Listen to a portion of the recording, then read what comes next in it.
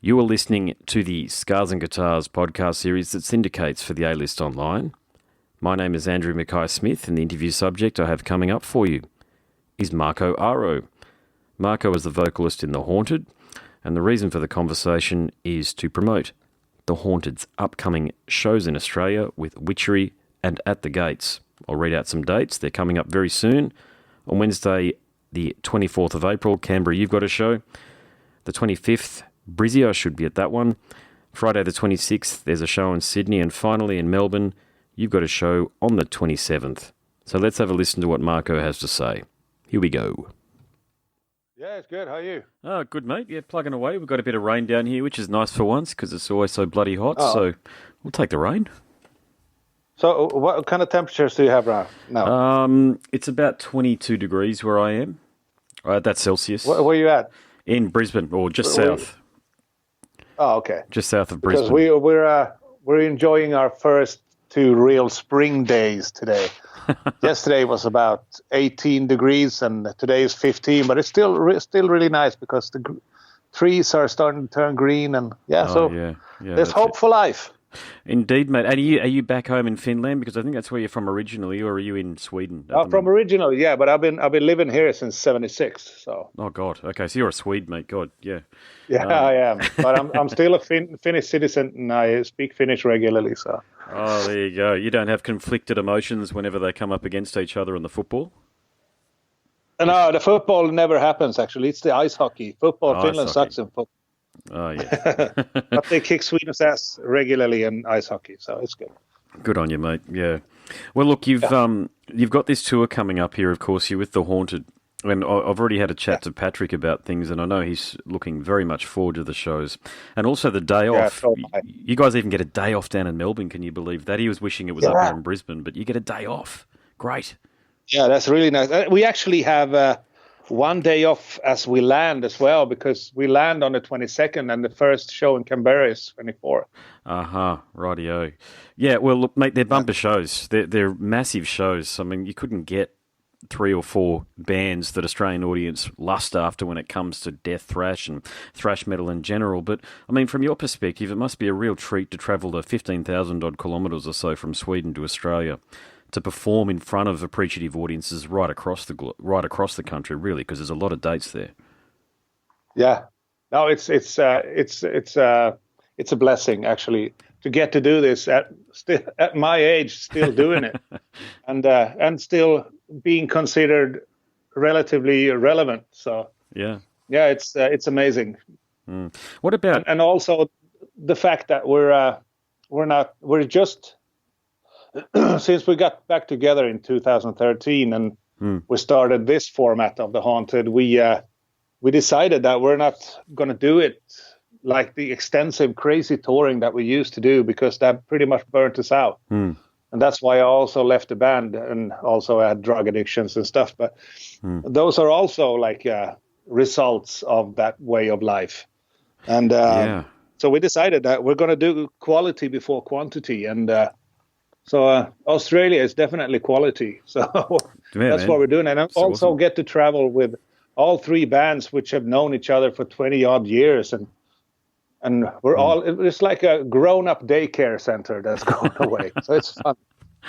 Who's the most responsible on the tour there? Is it Patrick, or is it somebody else, or yourself even? It's most definitely Jonas, because Jonas is also the manager of both bands. Oh, God, he's got his work cut out then, hasn't he? Yeah. And the most childish one and the most fun would be Adrian. That guy is he's in a league of his own. I bet. What is it about him that makes it so funny, though? What does he do? No, the thing is that he sometimes he knows that he's funny, and sometimes he doesn't even know that he's funny. And the thing is that he's never changed. He's always been exactly the same. Okay. So he's pretty much like an 11-year-old trapped in a almost 50-year-old body. Yeah. That's cool. fantastic fun. It's good to hear, because I actually met him down here about, I think it was 20 years ago, when he's toured with Cradle of Filth. And he was a very nice fella back then. So it's glad to hear he's kept his sense of humour and his spirit intact, despite years of abuse on the road, or by the road, I should say. Yeah. But he's the original prankster. He always has a prank. Always. It doesn't even matter what kind of, even though in the most inappropriate situations, he will find a way to pull a prank on someone. What's a really good one that he's done to you, for example? No, it's not. Okay, he's tied my shoes together and stuff when I was sleeping, but Yep. that's just childish stuff. But then he has the other thing. He's got like a remote control that can turn off like 99% of all the TV apparatus in the world. Oh God, yep. Yeah, so he can stand in the departure or arrival hall, and people are standing there watching the board, and all of a sudden it just shuts off, and you know who's responsible. Oh dear God, is he like an IT whiz? Is he? He just gets that stuff, does he? No, he's just a gadget collector. He just loves gadgets, and things that he can use to do pranks on people. So no, he's a ton of fun. Yeah, it can get old sometimes, but it's a ton of fun. Must be something about drummers, don't you reckon? Drummers, they're all, they're weird. They're weird lot, drummers. Sorry, drummers. Yeah, I also have a reputation for being kind of goofy, but I'm also an old drummer, so maybe that is something about. Yeah. Hey, the other thing I was thinking about this, asking this question prior to the chat, because I feel this way about you guys. The Haunted. You're likely to be credited with reviving thrash in the late 90s and certainly in the early 2000s, and you're a part of that because that album, The Haunted, made me do it. Was very well received by fans and particularly musicians. I hope you know that musicians do love that album.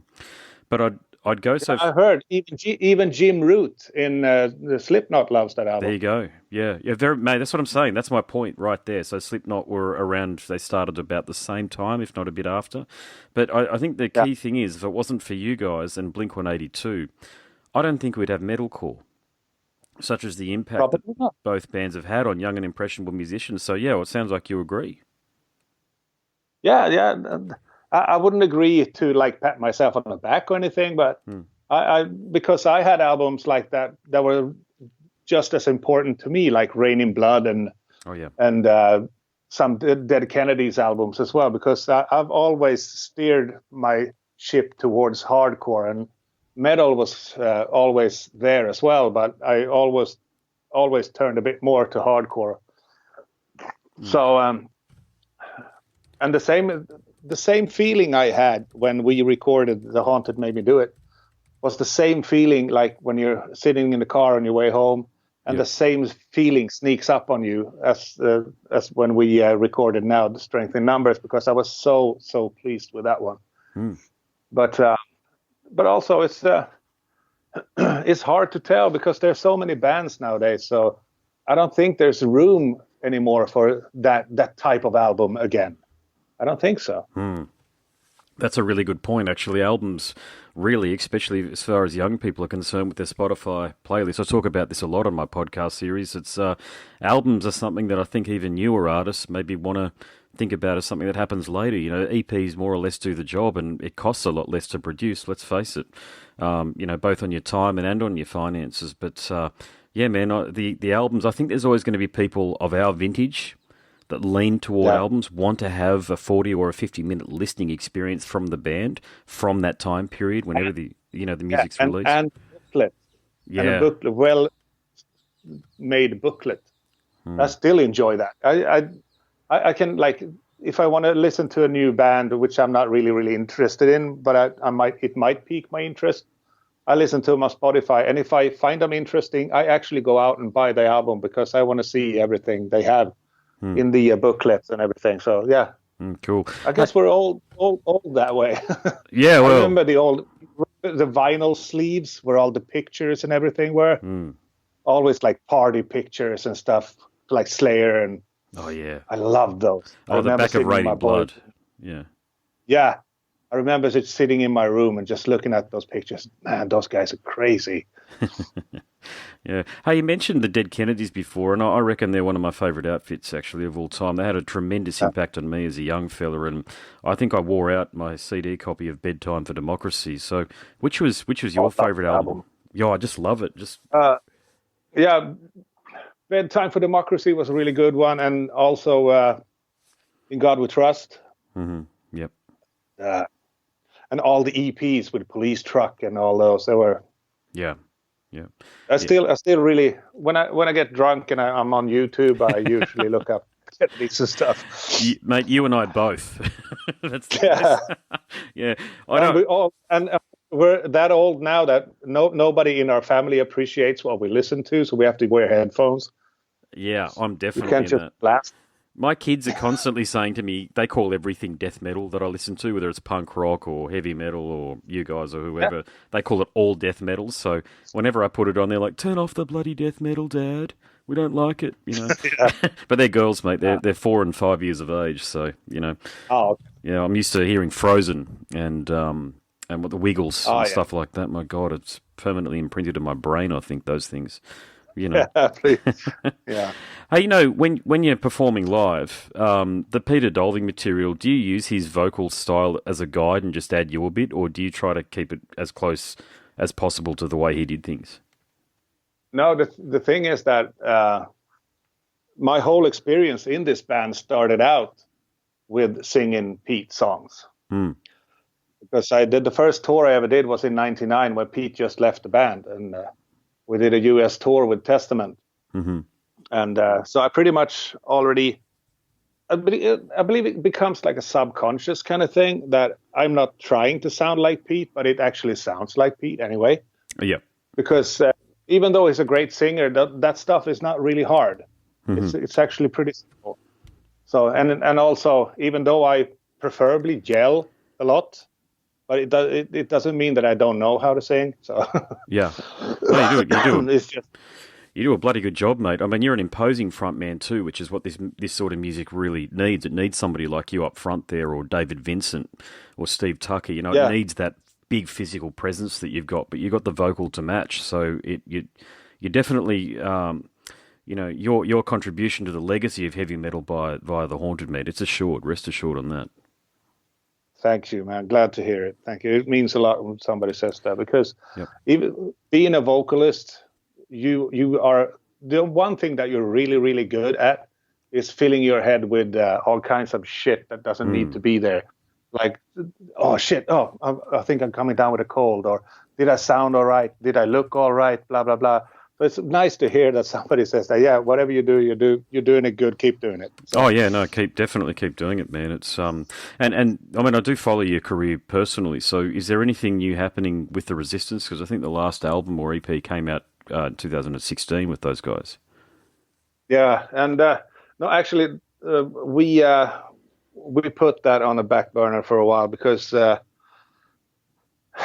was one of those bands that was really, really great, but all the recipes for a total disaster, all the ingredients were there. We chose to ignore it. Yeah.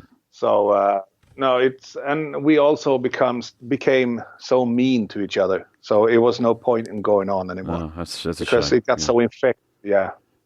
Yeah. All these things happen, mate. Maybe you guys will reconnect sometime in the near future when everything's Yeah, sort of so we're cools actually off. on speaking terms again. So maybe something will happen in the future because that's also a thing that I put on sometimes because I miss it so much because that was actually that type of music that I really, really, really wanted to play because that was like when me and Jesper put that band together. We said that okay, now let's put the band together that pays tribute to all the heroes of yesterday.